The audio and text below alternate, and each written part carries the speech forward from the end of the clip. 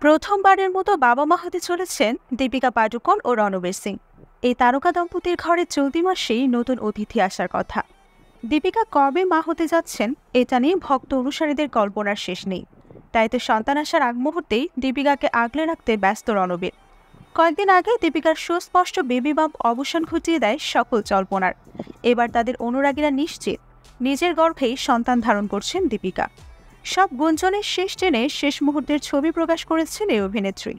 গেল সোমবার ২রা সেপ্টেম্বর সামাজিক যোগাযোগ মাধ্যম ছড়িয়ে পড়ে দীপিকার বেবি বাম্পের বেশ কিছু ছবি, যেখানে বেবি বাম্প ফটোশুটে বিভিন্ন পোজে হাজির হয়েছেন তিনি। তার সঙ্গে রয়েছেন স্বামী রণবীর সিংও। সাদা কালো আবছায়ায় বেবি বাম্পটা স্পষ্ট দীপিকার। রণবীর দীপিকার সুন্দর মুহূর্ত ফুটে ওঠে সকল ছবি দেখে ভক্ত অনুরাগীদের মনে ব্যাপক আগ্রহ জন্মায় তাদের অনাগত সন্তানকে নিয়ে। এরই মধ্যে অনুরাগীদের কেউ কেউ মনে করছেন যমজ সন্তানের জন্ম দিতে চলেছেন রণবীর দীপিকা দম্পতি। নেটিজেনদের মন্তব্য, মনে হচ্ছে তাদের শীঘ্রই যমজ সন্তান আসতে চলেছে। কারো মতে দেখে মনে হচ্ছে দুজন আসছে। হিন্দুস্তান টাইমসের খবরে জানা গেছে ২৮ সেপ্টেম্বর দীপিকা তার প্রথম সন্তানের জন্ম দিতে চলেছেন। দক্ষিণ মুম্বাইয়ের একটি বেসরকারি হসপিটালে দীপিকা ভর্তি হবেন বলেও জানা গেছে।